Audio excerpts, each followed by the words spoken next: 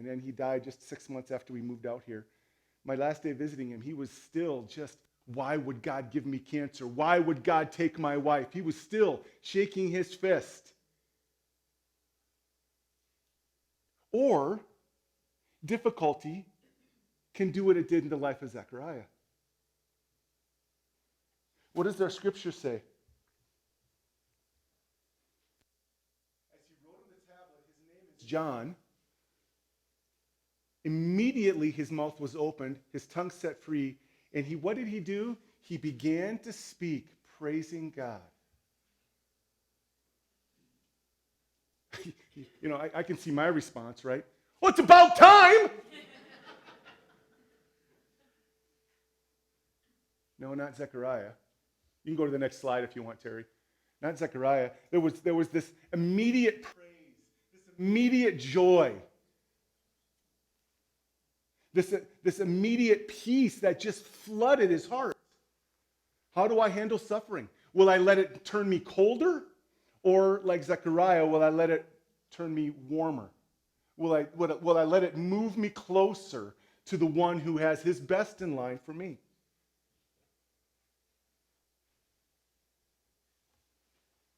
As Zechariah continued to praise, and we see his prayer here in a second, all heard about him and they were all amazed. And their question was, what will this child become? For indeed, the Lord's hand was with him. Now, the little part about suffering is a little point I wanted to bring up today. And here's a little smaller point. We'll get to the main one here in a second that I wanted to bring up today. But wherever you're at with your kids today, don't give up. I was encouraged this morning for indeed the Lord's hand was with him. And then what do we see at the end of the chapter? The child grew up and became spiritually strong. Now we know that there was pain in Elizabeth and Zechariah later because Herod took John the Baptist's head. So about the age of 30, John the Baptist wasn't on the planet anymore. He was with the Father. But all the way through there, John wasn't always home. It said the verse says that he was in the wilderness getting ready for Jesus to show up. He wasn't always around, but there was always this settledness in Elizabeth and Zechariah that no matter what happens, God has a direction and a hope and a fulfillment for their son. I don't know where you're at today with your own children, but I want to remind you of that. If your kids are young and you're frustrated, God has a direction and a hope and a plan for your son, for your daughter. If your kids are grown and they're wandering and they're far and they're not exactly maybe where you want them to be, God still has a direction and a hope and a plan for them. And his desire is that they will come to him. Don't give up. You don't know what God's got in the horizon for your kids. You don't know what God's got planned for your kids. And you can trust the God of the universe to continually be, through you and through others, drawing and bringing them to himself. You can be at peace with that fact.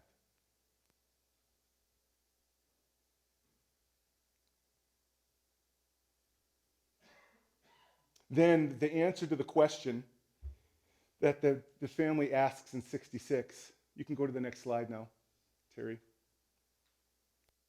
What will this child become is asked, and Zechariah gets filled with the Spirit and answers. Now, something we know interestingly about this passage, we know that Elizabeth and Zechariah had this heart that was looking for the coming king. We can see that from Zechariah's plan here. We also know it a little bit because, Zechariah questioned Gabriel when he showed up on the passage that we read this morning. He questioned him on the passage. Zechariah knew the passage in Isaiah 40. He knew the passage in Malachi 3. And then the last verse of Malachi 4. Remember the instruction of Moses, what I commanded him. Look, I'm going to send you the prophet Elijah before the great and terrible day of the Lord comes. And he will turn the hearts of fathers to their children and the hearts of children to their fathers. What did the angel tell Zechariah? That very phrase, reminding him again of the word of the Lord. See, Zechariah had this, it was a heart of doubt, but it was still a heart tuned in to what God wanted. I think it's really interesting that these people that were gathered together, do we have ears to hear? Because these people that were there, what will this child become? Zechariah is going, hey, I'll tell you what this child's going to become. He's going to be, he is the Elijah that is to come. He's the forebearer of the Son. He is going to give you the way of peace. And with that in mind, the way of peace is always provided by God's presence with us. The path that we need to walk in is always provided by God's presence. We can't find this peace ourselves. We can't get this wholeness ourselves. We can't get the direction and how to walk in this ourselves. The path of peace is always provided by the presence of God. Always. It's not found in me. It's not found in my own ways. It's not found in my own direction. The path of peace is always provided by him. And Zechariah hits it right off the bat. Verse 68. Blessed is the Lord, the God of Israel, because he has visited. Now, if you remember back, we're in this series overarching from Luke, the year of the Lord's welcome. If when God shows up, am I ready? That's why we watched the video of that song again, because now in a couple of weeks, we're actually going to sing that worship song together. Is my heart ready? My heart is often as busy as Bethlehem. When God shows up, will he find there's room in the inn? This is the day of God's visitation. And Zechariah is going to the people that are listening in this home. Are you ready? This little baby is a sign that the king is coming. Are we ready? My son is the sign that we've been looking for, that the king is right around the corner. This is Elijah spoken of in Malachi 4. Are we ready? His presence provides all that I need. The Lord is my shepherd. I shall not want. I often want a lot of things. That's why I like the newer translations a little better. The Lord is my shepherd. I have what I need. Do I believe that? No matter how uncertain or fearful or unknown my future is, do I believe that? That the peace that I desperately long for, the wholeness that I wish for in my life, that I strive for in all of these other places, is only provided by the presence of God. Blessed is the Lord, the God of Israel, because he has visited. He didn't just show up, though. He provided salvation for his people. And he has raised up the strength of salvation for us. Just as he was spoken. See, all of salvation history, the entire Bible, starting in the beginning and all the way to this point, and now we know all the way to the end, is all about God's plan of salvation for people. It's always been about that. It's always been about, yes, his own people turning toward him, but then we've got this thread woven all the way through the Old Testament of, hey, turn to me, turn to me. Nations will turn to me. All the nations will come to me. You see it in Daniel and prophecy, and then we see it wrapped up in Revelation. His cry has always been for all people to have this relationship, this salvation found only in him. My friend, do you have it today? See, it's not found in coming to church. It's not found in watching services online. No matter who that service is. I'd like to think that, you watched Andy Stanley this morning and now you're watching me just so you see what it's supposed to be about. Yeah, don't laugh too hard, Jeremiah. The point is that that's the purpose of this whole thing. It's not about church. It's not about whether I've been baptized. It's not the good that I've done. It's not whether I take communion or whether I gave to that person on the corner. It's not about any of those acts at all. It's all found in the belief in my heart that Jesus is who he said he was, and that his visitation on this planet brought me the life from God that I need. Have you trusted it this morning? Have you found it this morning? Please don't trust in your works in coming to church. Don't trust in, oh, my parents were saved, or my parents went to church, or I was baptized, or I did this or that. Please don't misplace trust in that, because trust, peace, wholeness, hope is not found in those things. It's only found in salvation in Jesus. Trust, belief in him. It's the only place it's found. That's why the entire Bible is about it. Yet we as humans always want to feel like I'm bringing something to the table. Nothing in my hands I bring. Simply to your cross I cling. I have nothing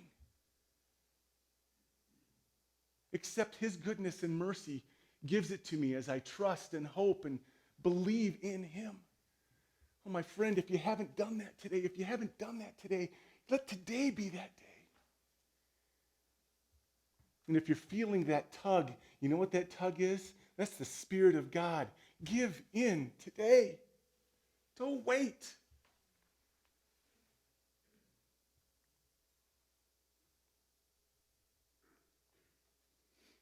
Zechariah goes on to say, he's dealt mercifully with our fathers, verse 72, and remembered his holy covenant, the oath he swore to our father Abraham. He's given us the privilege, since we have been rescued from the hand of our enemies, to serve him without fear in holiness and righteousness in his presence all our days. It's always been about his presence if I want peace.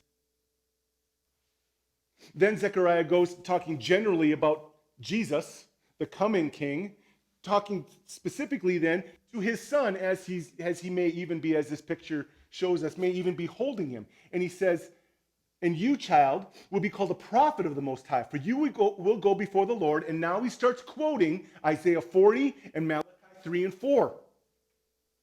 You will go before the Lord to prepare his ways, to give his people knowledge of salvation through the forgiveness of their sins. You've probably seen me reference it a few times, but I love this passage. It's kind of the theme of the page that I want to begin developing more, called crookedpastor.com. You know, it's obviously we're in a town called Crook, and why not play off of that? You know, if you look up Crooked Pastor on YouTube, though, you're going to get some interesting things. I don't want to be most of those guys. All of them. But what I do want is to kind of capture the imagination of people to realize something, that life is broken and crooked and not the way it's supposed to be. And our lives are only straightened, only leveled, only hope-filled and peace-filled when we find the one who is the leveler and the peace filler and the hope bringer.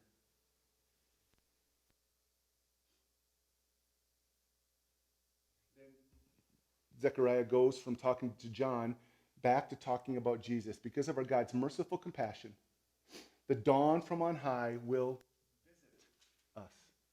There you got it again. Am I ready to welcome the visitation of the King? And then he quotes from Isaiah 9, to shine on those who live in darkness and the shadow of death, to guide our feet into the way of peace. I want so desperately this wholeness from my own life. But what I want more desperately than even that is this wholeness for your life this day. For your life this day. Whatever is causing the picture that we saw, the crumbledness of those walls is often driven by my own selfishness and self-interest.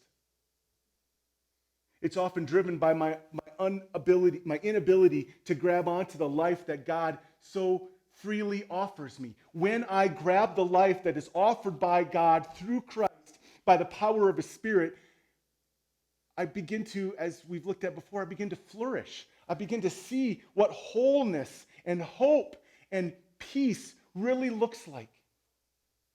But I cannot have the peace of God until I have peace with God.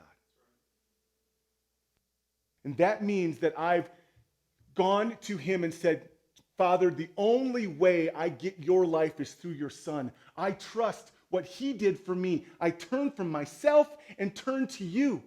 And when I do that, I begin the path of peace, because it's that beginning then is provided when I trust Him. His Holy Spirit comes and fills me, and I get His presence.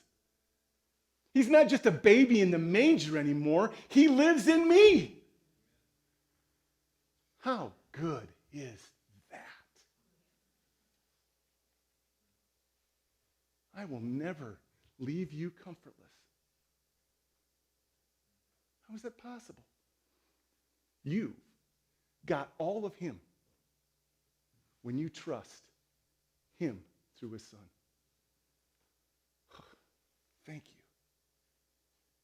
Thank you for providing for us a pathway to peace through your presence, Father.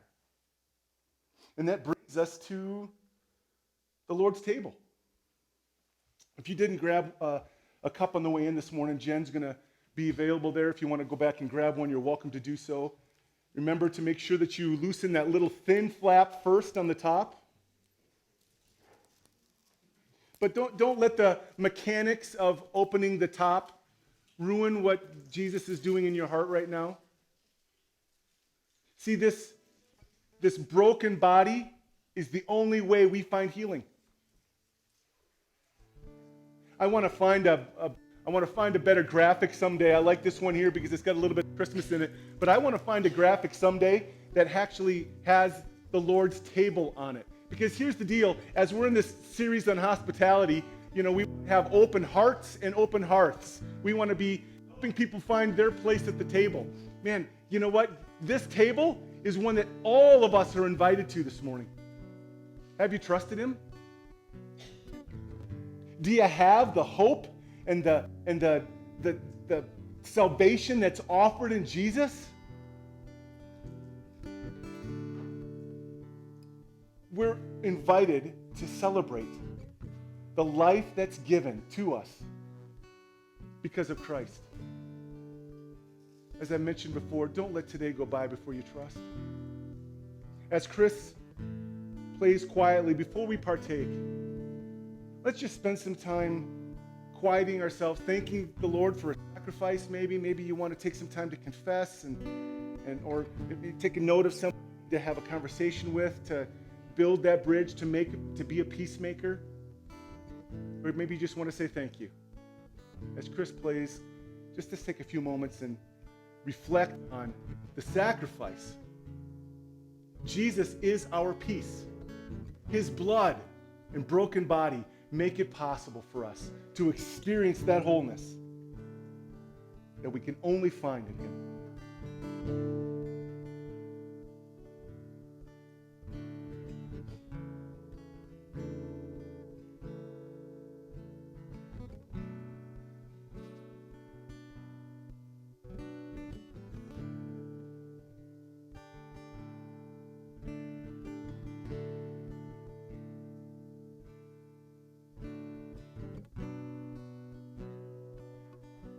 Yes, God, this morning you are knocking on the door of our hearts. And the only way that we can even open the door and have a friendship, a fellowship, a relationship with you is because of the broken body and shed blood of Christ.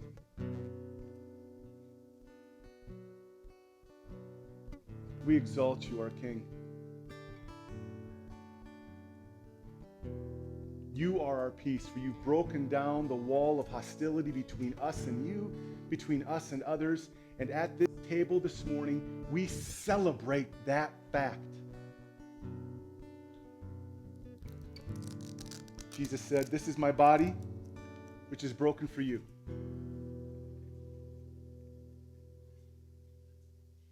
By his broken body, by his stripes, Isaiah said, we are healed. Eat this, and as often as you do, remember me.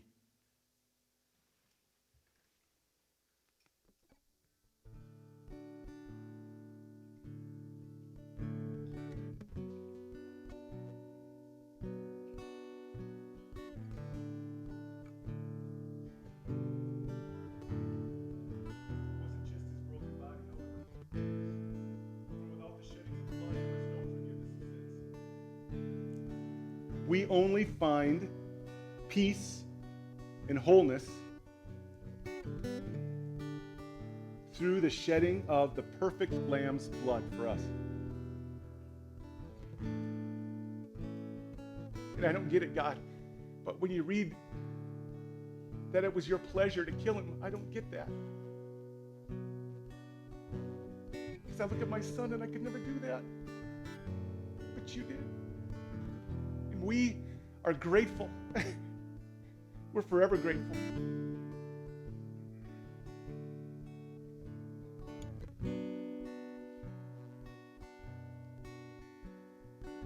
Jesus knew what was coming too, and he still said it. This cup is the new covenant in my blood. It's going to be shed for many. Drink this as often as you do. Remember me.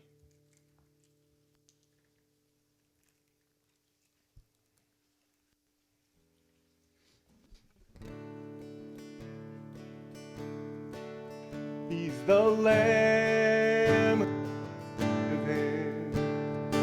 slain for our pardon. Your promise is peace for those who believe. You're the Lamb who was given, slain for our pardon. Your promise is peace for those who believe. For those who believe. Unfaithful come, weak and unstable come, only one out alone. Come, barren and waiting ones, weary of praying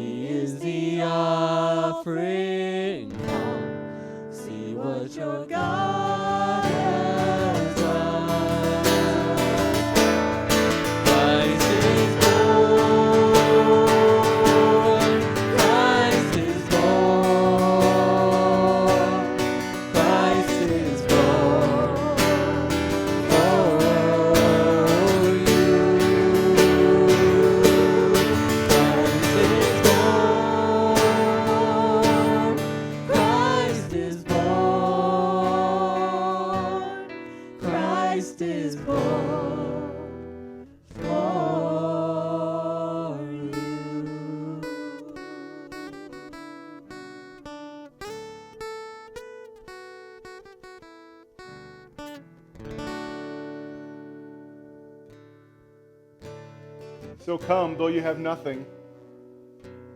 I have nothing. But you have everything.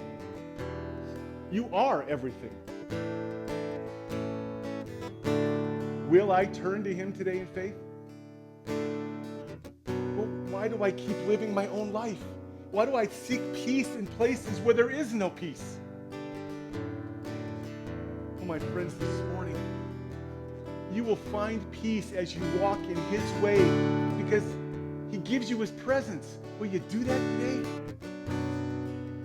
Will you cling to his cross and find the peace that we desperately need? May the presence of the Father, the power of the Spirit, and the provision of the Son's salvation be yours as you walk and live in these days. May Christmas 2020 be completely incredible, different than anything you've ever experienced, and not because of all the going on in our culture, but because the one has come to you this Christmas. And all of God's people said, amen. Have a great week.